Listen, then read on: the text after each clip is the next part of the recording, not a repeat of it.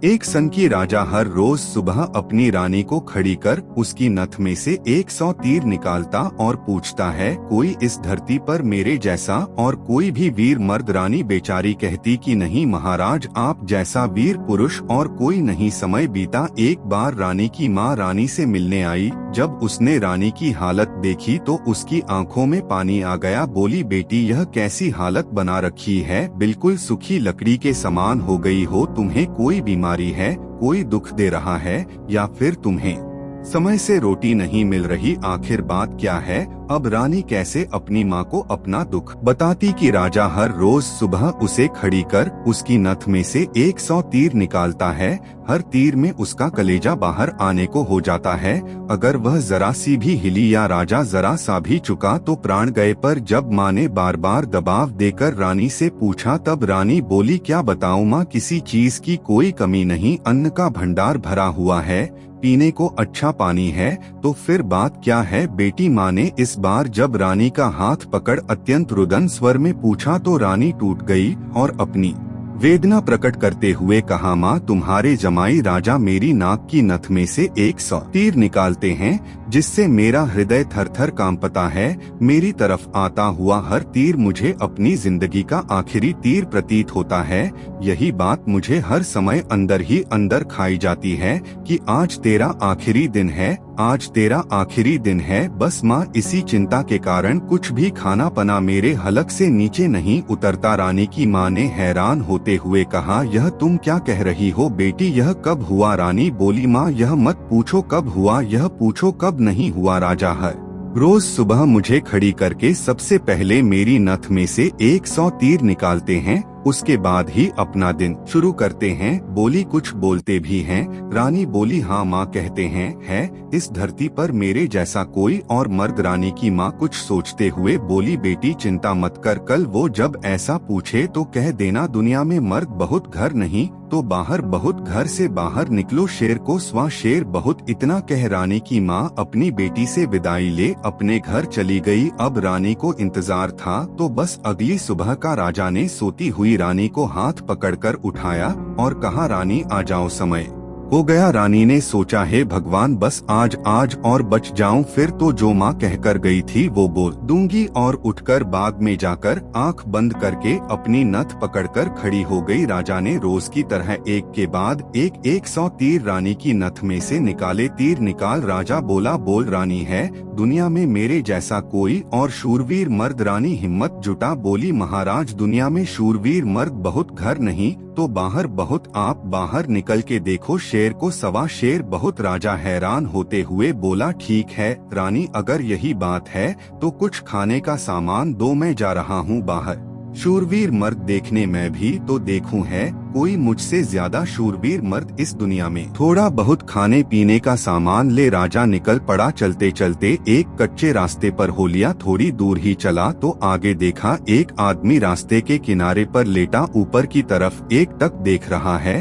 राजा को बड़ा कौतूहल हुआ, ऊपर की तरफ देखा तो उसे सिवाय सूर्य की तेज किरणों के कुछ दिखाई नहीं दिया गया। जिज्ञासा वश उसके पास और पूछा, क्यों भाई ऊपर क्या देख रहे हो? कान आदमी ने कहा, इंद्र के अखाड़े में परियों का नाच हो रहा है, वो देख रहा हूँ। राजा ने एक बार फिर से ऊपर देखा पर उसे कुछ दिखाई ना दिया तो उसका आश्चर्य बढ़ गया। काने आदमी ने ऊपर की तरफ ध्यान लगाए लगाए राजा से पूछा, तुम कौन हो भाई और कहाँ जा रहे हो? राजा बोला, मैं मालवा का राजा उत्पल राज हूँ, मैं दुनिया में शूरवीर मर्द देखने जा रहा हूँ। काने को बड़ा कौतुक हुआ, बोला, तो थोड़ी देर मेरी प्रतीक्षा करो भाई। नाचते नाचते एक परी की पाजेब टूट गई है, वो नीचे गिरने वाली है, बस उसको लेकर मैं भी तुम्हारे साथ शूरवीर मर्द देखने चलूंगा। कुछ ही देर में आकाश से छम की आवाज से एक पाजेब नीचे आ गिरी। काने ने उसे उठाया और जेब में रख लिया और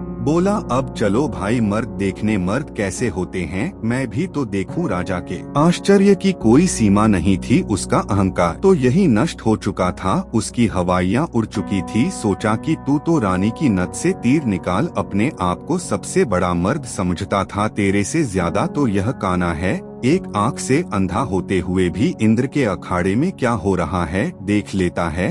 अब राजा और काना आदमी दोनों एक साथ चल पड़े। मर्द देखने राजा और काना आदमी अभी कुछ दूर ही चले थे। आगे एक नौजवान व्यक्ति धनुष बाण लिए किसी की प्रतीक्षा में बैठा था। राजा ने उससे भी पूछ लिया, क्यों भाई कैसे बैठे हो? व्यक्ति बोला, अपने दोस्त का इंतजार कर रहा हूँ। राजा बोला, कहाँ है तुम्हारा दोस्त? व्यक्ति बोला, मैंने 100 कोस पर तीर मारा है, उसे लेने के लिए गया है। इतना सुनना था कि राजा के पैरों नीचे से जमीन खिसक गई। कहानी को बीच में रोक आपकी जानकारी के लिए बता दूं, पुराने समय में दूरी मापने के लिए किलोमीटर या मीटर नहीं बल्कि तब के लोग कोसों के द्वारा ही दूरी को मापते थे। उस समय के एक कोस का मतलब आज के लगभग 3 किलोमीटर है।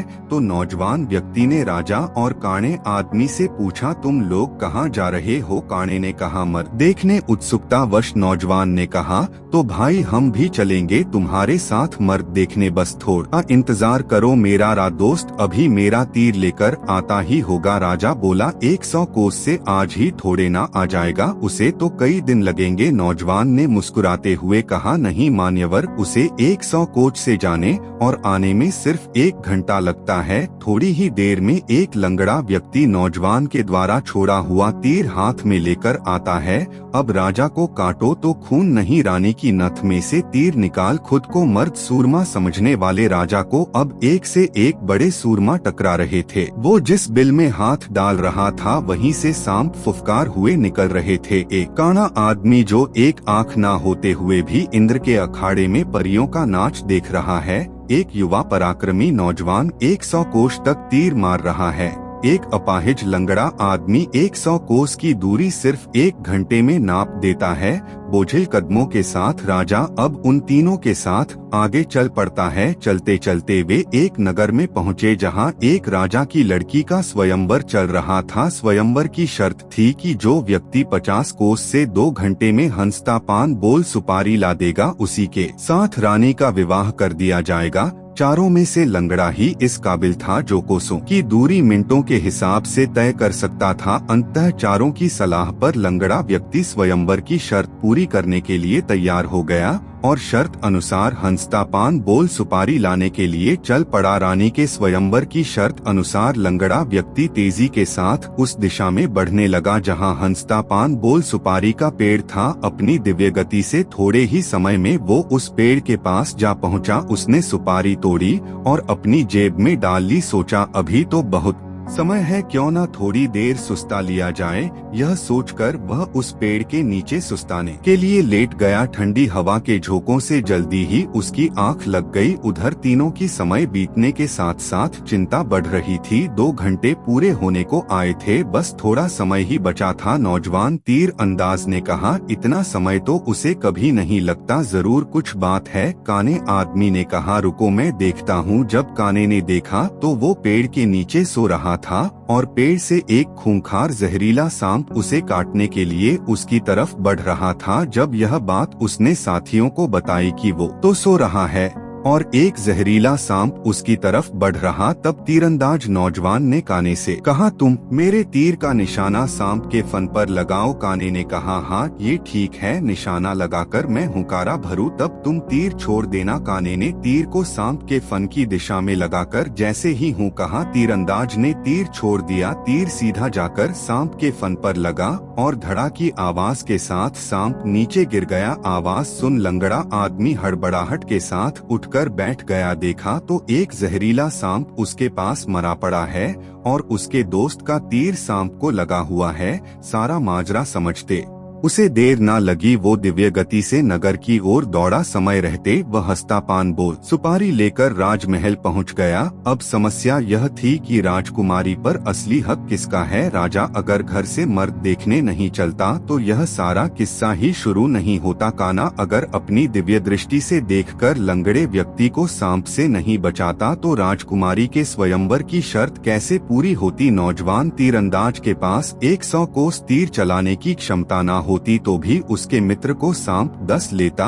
और शर्त पूरी नहीं होती। लंगड़े व्यक्ति के पास दिव्य गति न होती तो भी राजकुमारी स्वयंवर की शर्त पूरी न होती, राजकुमारी का पति कौन होगा। जब इसके ऊपर उनमें आपस में सलाह मशवरा हुआ तो राजा को ही चुना गया, क्योंकि यह सारी कहानी ही उससे शुरू हुई थी। पर राजा ने अपनी सारी बीती बात बता कहा, मैं पहले से ही शादीशुदा हूँ, इसलिए मैं राजकुमारी से शादी करूँ इसका सवाल ही पैदा नहीं होता। मैं तो तुम सबका शुक्रगुजार हूँ, मेरा खोखला वहम तोड़ने के लिए। काने ने कहा, मैं तो इंद्र के अखाड़े में अपनी परियों के साथ ही खुश हूँ, और वैसे भी मेरे दिन अब उस ऊपर वाले को याद करने के हैं। बारी आई युवा तीरंदाज की। उसने अपने मित्र से कहा, मित्र, राजकुमारी के साथ तुम्हारा विवाह होना चाहिए, क्योंकि तुमने ही स्वयंवर की शर्त का सीधा पालन किया और राजमहल में शर्त अनुसार हंसता पान बोल सुपारी लेकर आए, इसलिए शर्त के दृष्टिकोण से देखें तो राजकुमारी पर तुम्हारा ही हक बनता है। तीरंदाज की बात सबको सही लगी और सबने सहमति जताई। लंगड़े व्यक्ति के साथ राजकुमारी का विवाह हो जाता है। सभी बहुत खुश थे। राजा सभी को अपने राज्य आने का निमंत्रण दे खुशी खुशी उनसे विदा लेते हैं। अपने मन में वो अब कभी रानी के साथ दुर्व्यवहार न करने की शपथ लेते हैं। निष्कर्ष, वास्तविक वीरता केवल बाहरी शक्तियों में नहीं बल्कि आंतरिक विनम्रता, संयम और दूसरों की महत्ता को समझने में होती है। राजा उत्पल राज्य ने स्वयं को सबसे बड़ा शूरवीर माना और अपने अहंकार में अंधा हो गया था। वह अपनी रानी पर अत्याचार कर अपनी वीरता का प्रदर्शन करता था, परंतु वास्तव में वह अपने भीतर की हीन भावना और असुरक्षा को छिपा रहा था। अपनी यात्रा के दौरान राजा की ऐसे व्यक्तियों से मुलाकात होती है जिनकी क्षमताएं उससे कहीं अधिक होती हैं। उस एक आंख वाले व्यक्ति का दिव्य दृष्टि से इंद्रलोक का नृत्य देख पाना, उस युवा तीरंदाज का 100 कोस दूर तक तीर मारना और अपाहिज व्यक्ति का अद्वितीय वेग से दूरी तय करना, यह सभी घटनाएं राजा को यह समझाती हैं कि यह संसार अप्रतिम और असीम क्षमताओं का भंडार है। हर व्यक्ति में कुछ न कुछ विशिष्टता होती है और किसी को भी स्वयं से निम्न समझना उसके प्रति अन्याय है। अंततः सच्ची महानता और शक्ति आत्मनिरीक्षण, अपने अहंकार को त्यागने और हर व्यक्ति को उसकी श्रेष्ठता के साथ स्वीकार करने में है। अहंकार नष्ट करने से व्यक्ति का हृदय प्रेम, आदर और करुणा से भर जाता है, जो कि आध्यात्मिक उन्नति का मार्ग है।